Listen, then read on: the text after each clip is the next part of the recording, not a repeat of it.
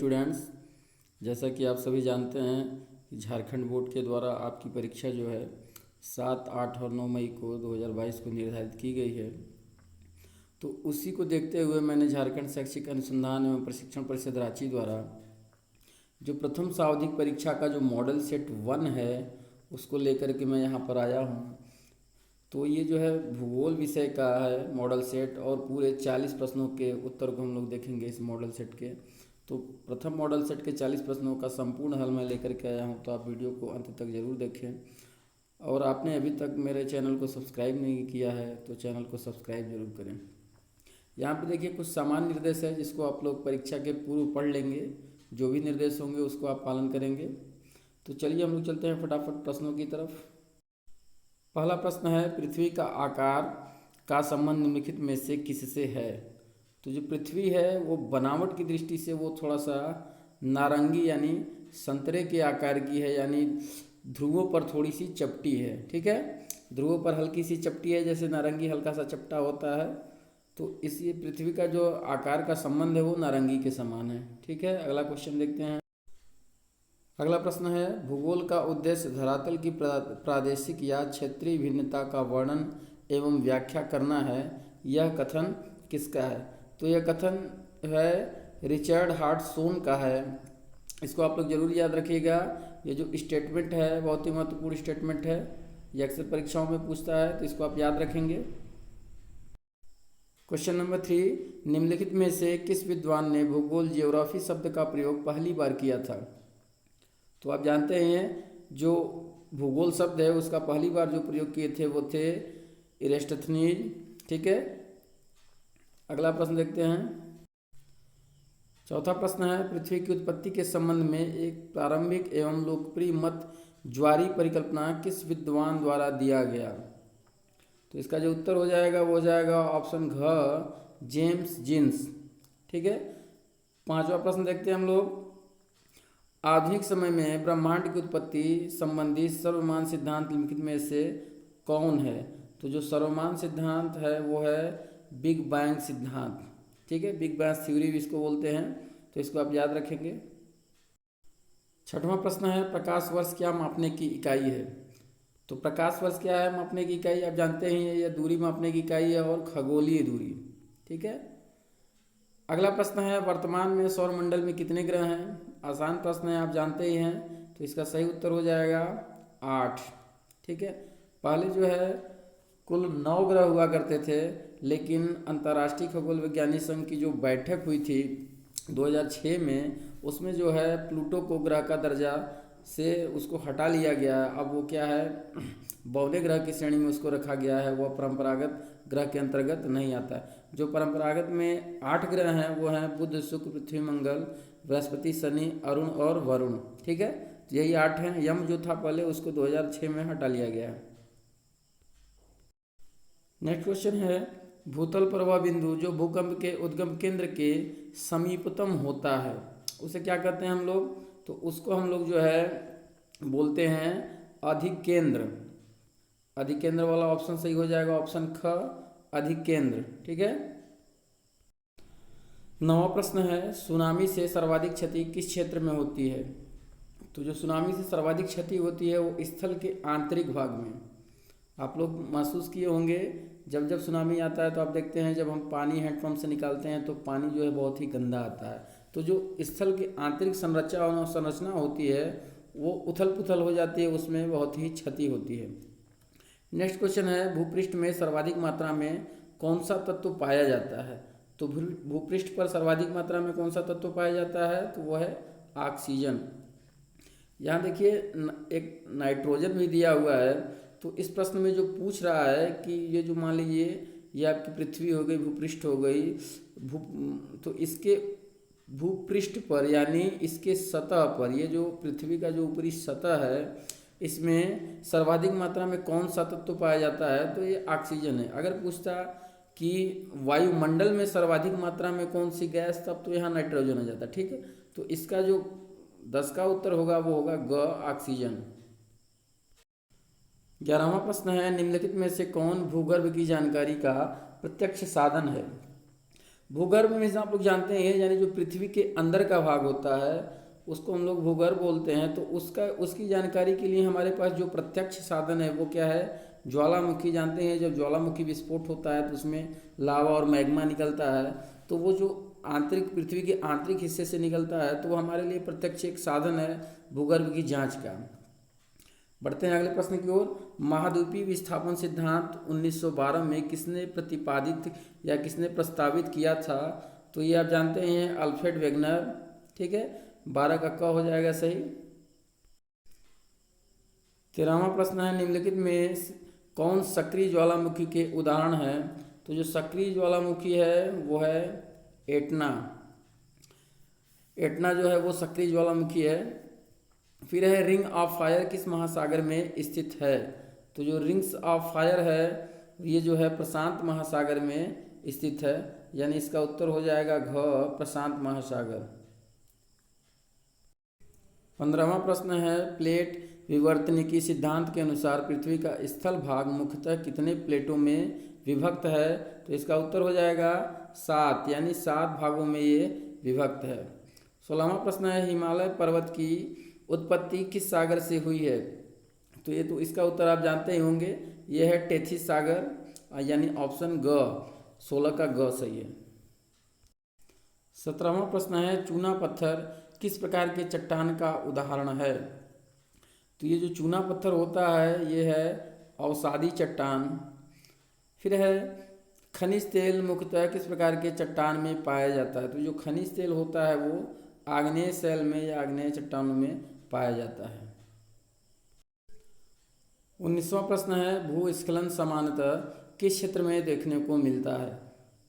तो ये जो भूस्खलन होता है वो सामान्यतः पर्वतीय क्षेत्र में ही होता है, तो 19 का क सही हो जाना चाहिए। 20वां प्रश्न है, निम्नलिखित में से कौन सी एक अनुक्रमिक प्रक्रिया है? तो जो अपरदन है वो एक अनुक्रमिक प्रक्रिया है। 21वां प्रश्न है, वायुमंडल के कुल द्रव्यमान का 99% गैस पृथ्वी की सतह से कितने किमी ऊंचाई तक स्थित है? तो इसका हो जाएगा उत्तर 32 किमी, यानी पृथ्वी के हम लोग ये जो पृथ्वी है, ये मान लीजिए पृथ्वी है, पृथ्वी के सतह पर जो है, पृथ्वी की सतह पर जानते हैं कौन सा मंडल है, क्षोभ मंडल है। तो क्षोभ मंडल यानी पृथ्वी की सतह से जब हम ऊपर की तरफ बढ़ते हैं तो 32 किमी तक ही जो है कि 99% गैस का द्रव्यमान पाया जाता है। तो इसका जो है ऑप्शन सही हो जाएगा, ख वाला सही हो जाएगा, 21 का ख, 32 किमी। क्वेश्चन नंबर 22, वायुयान सामान्यतः किस मंडल में गमन करती है? यानी वायुयान के लिए एक आदर्श परत कौन सी है उड़ने के लिए? तो इसका जो उत्तर हो जाएगा वो हो जाएगा आपका समताप मंडल। सप्ताप मंडल वह मंडल है जिसमें जो है उसका ताप जो है समान होता है। जैसे क्षोभ मंडल में हम जैसे जैसे ऊपर जाते हैं क्या होता है, ताप जो होता है घटने लगता है। फिर समताप मंडल में ताप समान होता है और फिर जब हम उसके ऊपर जाते हैं तो फिर जैसे जाते हैं हम समताप मंडल के बाद जो मध्य मंडल, आयन मंडल और बाह्य मंडल है उसमें फिर हमारा ताप धीरे धीरे बढ़ने लगता है। तो वायुयान चालक के लिए वायुयान चलाने का सबसे उचित जो परत है वो है समताप मंडल। 23वां प्रश्न है, क्षोभ मंडल में धरातल से कितनी ऊंचाई पर 1 डिग्री सेंटीग्रेड तापमान में गिरावट आती है? तो इसका उत्तर हो जाएगा 165 मीटर। ठीक है, क्षोभ मंडल में हम जैसे जैसे ऊपर जाते हैं, अभी हम बताए थे टेम्परेचर हमारा जो है वो क्या होता है, गिरता है, लेकिन सप्ताह मंडल के जब ऊपर जाते हैं तो वो बढ़ने लगता है। 24वां प्रश्न है, निम्नलिखित में से कौन गैस वायुमंडल में सबसे अधिक मात्रा में मौजूद है? तो इसको तो आप लोग जानते ही होंगे, जो नाइट्रोजन गैस है वो सबसे अधिक मात्रा में पाई जाती है। आप लोग जानते हैं 78% लगभग, ये 78.08 या 9 लगभग होता है। तो ये लगभग 78% माना जाता है कि ये जो नाइट्रोजन है। फिर ऑक्सीजन होता है 21%, बाकी जो बचता है 1% उसी में अन्य गैसें आती हैं, और इसमें जो है कि 0.93 तो है आपका अयान गैस है, उसके अलावा अन्य गैसें आती है। तो इस प्रश्न का जो उत्तर हो जाएगा वो आपका होगा नाइट्रोजन। ठीक है, तो निम्नलिखित में से कौन गैस वायुमंडल में सबसे अधिक मात्रा में होती है? तो नाइट्रोजन। फिर फिर है वह वायुमंडलीय परत जो मानव शरीर के लिए मानव जीवन के लिए सबसे अधिक महत्वपूर्ण है। तो हम जानते हैं हम लोग किस मंडल में रहते हैं, क्षोभ मंडल में। क्षोभ मंडल में यही सारी घटनाएं भी होती हैं। तो क्षोभ मंडल जो है हमारे जीवन के लिए बहुत ही महत्वपूर्ण है। अगला प्रश्न है, किस मंडल में सभी मौसमी क्रियाएं घटित होती हैं। तो जितने भी मौसमी क्रियाएं होती हैं वे सभी क्षोभ मंडल में ही घटित होती हैं। जैसे बादल का गरजना, बारिश होना, बादल का बनना, ये सब जो क्रियाएं होती हैं मौसमी क्रियाएं, ये सब जो है क्षोभ मंडल में ही घटित होती हैं। 27वां प्रश्न है, किस मंडल रेडियो तरंगे वापस लौटाती हैं। ठीक है, किस मंडल द्वारा होना चाहिए, किस मंडल द्वारा रेडियो तरंगे वापस लौटाती हैं। तो इसमें जो है क्षोभ मंडल, समताप मंडल, मध्य मंडल और बाह्य मंडल दिया है। यानी इसमें जितने भी ऑप्शन हैं सब हमारे हिसाब से गलत लग रहे हैं। इसका जो उत्तर होना चाहिए वो होगा आयन मंडल। एक मंडल होता है आयन मंडल, ठीक है, आयन मंडल होता है। लेकिन यहाँ पर कोई विकल्प नहीं दिया आयन मंडल का, क्योंकि उसमें जो है रेडियो तरंगी जो होती हैं उनको परावर्तित करने की क्षमता होती है, जिसको हम लोग ओजोन परत भी बोलते हैं। तो इस प्रश्न का उत्तर जो है कोई भी सही नहीं है। अगला हम लोग देखते हैं प्रश्न, क्वेश्चन नंबर 28, वायुमंडल में मौजूद जलवाष्प की वास्तविक मात्रा को क्या कहा जाता है। तो इसका उत्तर जो हो जाएगा वो हो जाएगा निरपेक्ष आर्द्रता। अगला है, धूम कोहरा सामान्यतः कहाँ बनता है। तो धूम और कोहरा जो होता है, जिसको हम लोग फॉग भी कहते हैं, जाड़े के दिनों में अक्सर आपको देखने को मिलता होगा। तो ये जो है औद्योगिक क्षेत्रों में ही बनता है ज़्यादातर, ठीक है। 30वां प्रश्न है, इनमें कौन सा बादल सबसे अधिक ऊंचाई पर बनती है। तो इसका जो उत्तर हो जाएगा ऑप्शन क, पच्छाव बादल। अगला प्रश्न है, संवहनीय वर्षा मुख्यतः किस क्षेत्र में होती है। तो इसका जो उत्तर होना चाहिए, संवहनीय वर्षा जो है वो ध्रुवीय क्षेत्र में होती है। 32वां प्रश्न है, मानव के लिए वायुमंडल का सबसे महत्वपूर्ण घटक निम्नलिखित में से कौन सा है। तो वायुमंडल का जो घटक है वो सबसे महत्वपूर्ण कौन सा है। तो इस प्रश्न का उत्तर हो जाएगा जल वाष्प। 33वां प्रश्न है, निम्नलिखित में से वह प्रक्रिया कौन सी है जिसके द्वारा जल द्रव से गैस में बदल जाता है। तो यह प्रक्रिया जो होती है जिसमें जल द्रव से गैस में बदल जाता है उसको हम लोग वाष्पीकरण कहते हैं। आप लोग पानी में जब बॉयल करते हैं तो आप देखते हैं पानी जो है वाष्प बन करके उड़ जाता है, उसको हम लोग वाष्पीकरण कहते हैं। अगला प्रश्न है, चक्रवातीय वर्षा सामान्यतः किस क्षेत्रों में अधिक होती है। तो जो चक्रवाती वर्षा होता है वो समुद्र तटीय क्षेत्रों में ही ज़्यादा होता है। 35वां प्रश्न है, भूमध्य सागरीय वर्षा सामान्यतः होती है। तो जो भूमध्य सागरीय वर्षा होती है वो 30 डिग्री से 45 डिग्री उत्तरी तथा दक्षिणी अक्षांशों के बीच में होती है। यानी जो विषुवत रेखा है उसके 30 डिग्री से 45 डिग्री, यानी इसके ऊपर 30 डिग्री से 45 डिग्री और उसके नीचे 30 डिग्री से 45 डिग्री, यानी ये जो बीच वाला पोर्शन है यहीं पर ये वर्षा होती है, ठीक है। भूमध्य सागरीय वर्षा सामान्यतः जो होती है। प्रश्न संख्या 36, जब जलवाष्प सीधे ठोस रूप में परिवर्तित होते हैं तो उसे कहते हैं। जब जलवाष्प सीधे ठोस के रूप में परिवर्तित हो जाते हैं तो उसको हम लोग ऊर्ध्वपातन बोलते हैं। अगला प्रश्न है, जैव विविधता का संरक्षण निम्न में किसके लिए महत्वपूर्ण है। तो ये जो है सभी जीवधारियों के लिए महत्वपूर्ण है, जंतु के लिए, पौधे के लिए, पौधे और प्राणियों के लिए, यानी सभी के लिए, ठीक है।